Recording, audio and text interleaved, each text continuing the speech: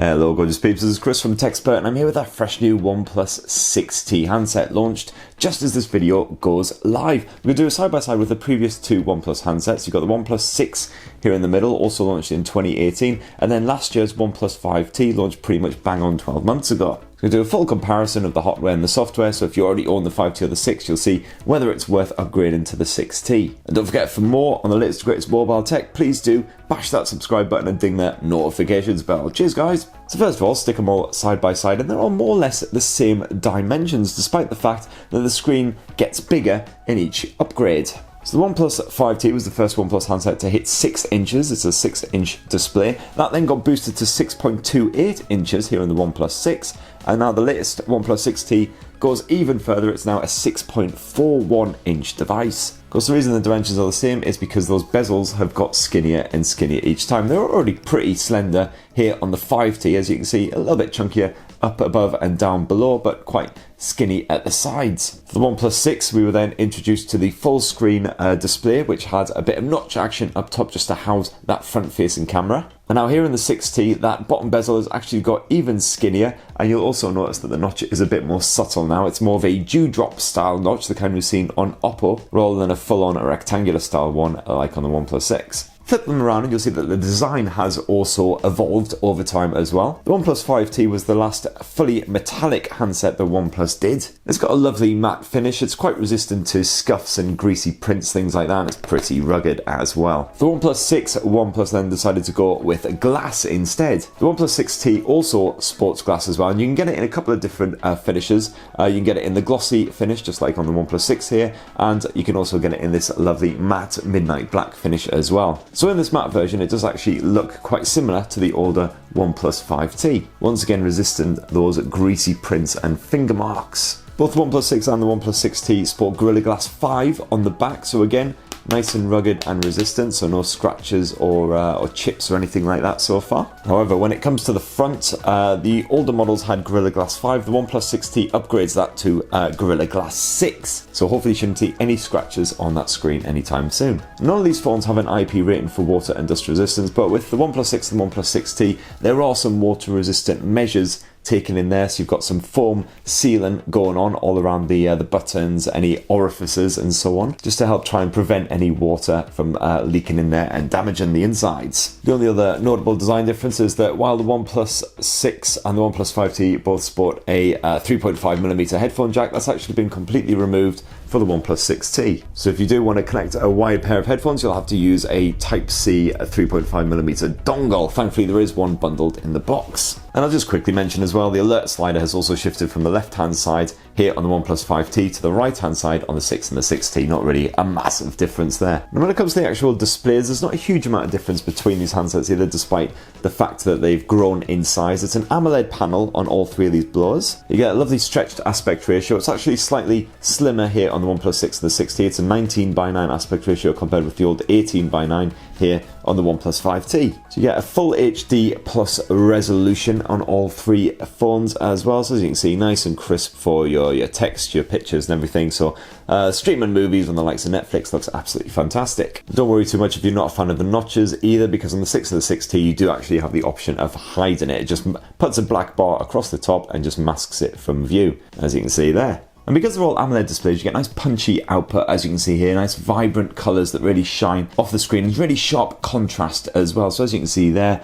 all three pictures on these three smartphones look nice and crisp and colourful as well. The likes of the reds and the blues, they really shine. And of course, full customization as well. So if you prefer a more sort of natural output, you can definitely get that on the go instead. All you got to do is dive on into that screen calibration mode, and as you can see there, you can customize the output, get it adaptive, so the color output will actually change depending on what you're busy doing. You can knock it to the sRGB gamut for nice realistic hues. And of course, all three phones come with the usual night mode, reading mode, all that kind of stuff that you would expect. As for the actual software on all three smartphones, the latest two, the OnePlus 6T and the OnePlus 6, have been updated to Android Pie, as you can see there, Android version 9. And you've got the latest version of Oxygen OS on as well, version 9, slightly more up to date here on the 6T. It's got the 9.0.3, but that should be coming to the 6 very shortly. At the moment, the OnePlus 5T is still on the older Android Oreo, and an older version of Oxygen OS as well, as you can see there, 5.1.5, but hopefully should get an update to full Android Pie soon. And with Oxygen OS on board, of course, that means you get a host of fantastic extra features. You get the usual shelf shortcuts on all three of these handsets, so you can fast access your favorite contacts. You can actually fully customize that. So, for instance, I've thrown in the calendar here as well. They're all quite beastly blowers, of course, so it's nice to have a little bit of extra one-handed help. And as you can see there, you can just pull down the notifications tab from anywhere on the screen. That's, of course, fully customizable here in the home settings. Sadly, there's no dedicated full-on one-handed mode that shrinks down the entire display or anything, but hopefully OnePlus will bring that in one of its versions. When it comes to the security, all three rock a nice bit of facial recognition, and it's super swift on all three of these handsets. The 5T, again, just quick tap, straight in, boom, don't even see the lock screen. It's really good. Even in low light, works really well on all three of these handsets. It's definitely my preferred form of unlock now. As you can see, boom, just straight into it, nice and simple. Of course, you do have a rear-mounted fingerprint sensor here on the OnePlus 5T and the OnePlus 6 as well. Just falls naturally under your finger when you pick up the phones, and just a quick tap,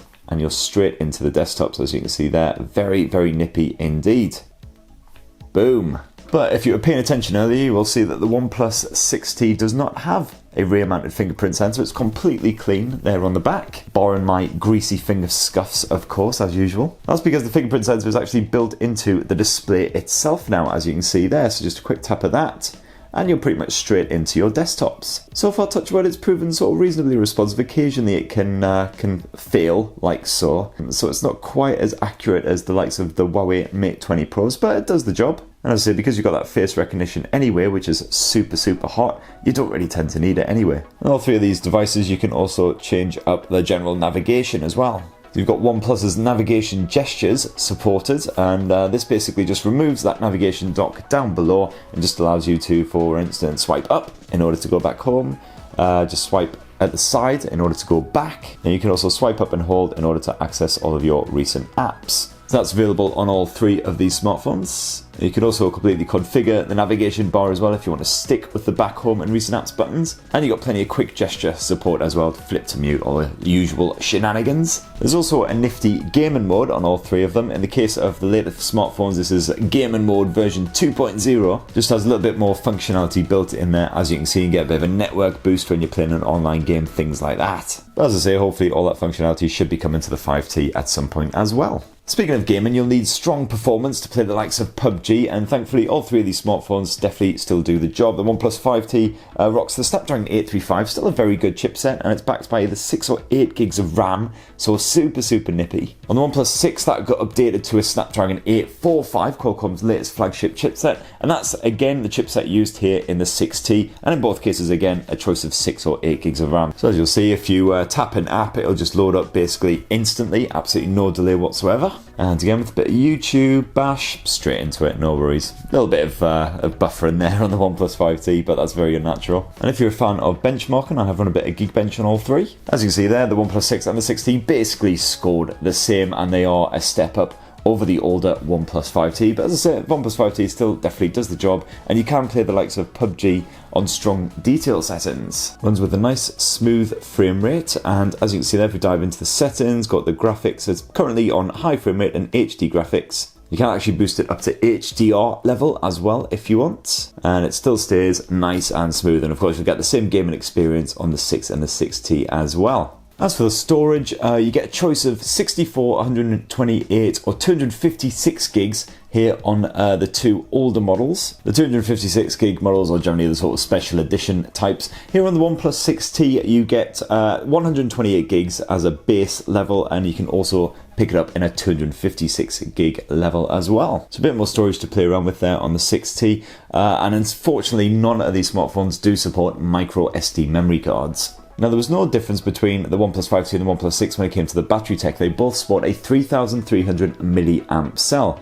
You get the usual battery saver options and everything, of course, on board, and you can also charge them up nice and quickly using a bit of dash charge. Here on the 6T, one of the biggest updates is the fact that it now has a mighty 3700 milliamp cell. So far, touch wood, it seems to be lasting quite nicely. Easily get a full day of intensive use out of a charge on that, and you once again get full dash charge support, although there's once again no wireless charging support thrown in there. And now the camera tech. You see that all three of these smartphones sport a dual lens rear snapper. All three have a 20 megapixel primary lens and a 16 megapixel secondary lens. You get that nice sort of depth of field, depth of focus thanks to the dual setter. And all of those lenses are f1.7 aperture as well, so they're pretty good in low light conditions, can suck up quite a lot of light. However, I don't believe the OnePlus 5T has optical image stabilization built in. That was introduced in the OnePlus 6 and continues to the OnePlus 6T as well. If we actually dive on into the camera apps as well, you'll see it's a similar sort of experience on all three smartphones. You've got fast access to your photo auto mode. You can also quickly swap to the portrait mode, which shoots a nice crisp,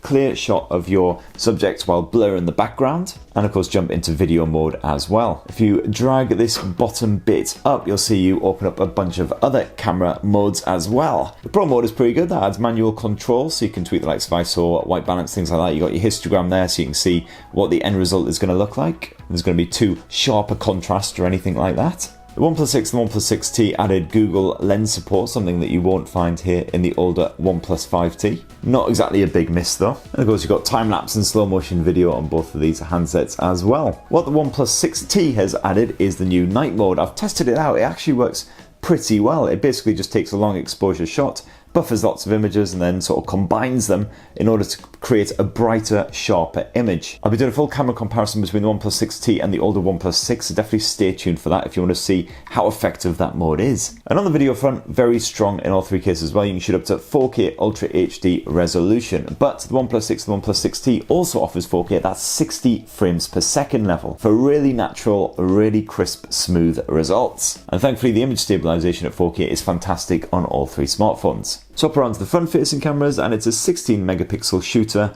on all three of them. You do actually get the portrait mode on the OnePlus 6 and the OnePlus 6T using that front-facing camera as well. It is just a single lens snapper, but it just uses software smarts to detect what's a face and what's background, and then blurs out the background. It's nice and easy. And of course you've got a nice screen flash option as well, which just lights up the screen when you want to take a shot in low light. So that right there in a nutshell is the differences between the OnePlus 5T, the OnePlus 6 and the OnePlus 6T. As you can see, a nice bit of evolution going on, primarily with the design. Of course that screen gets bigger and bigger, it fills more of that front of the phone. Jumping up to the OnePlus 6 and the 6T, you get the better performance, and then the 6T also supports a bigger battery as well for longer lasting goodness. You also get a bit of water resistance on these two handsets as well, and of course that camera tech gets a little bit smarter as well with the likes of the night modes now included. So if you own last year's OnePlus 5T, are you tempted to upgrade to the OnePlus 6T? Definitely be great to hear your thoughts. And don't forget, for more on the latest greatest mobile tech, to tap that subscribe button and ding that notifications bell. Cheers everyone, love you, bye!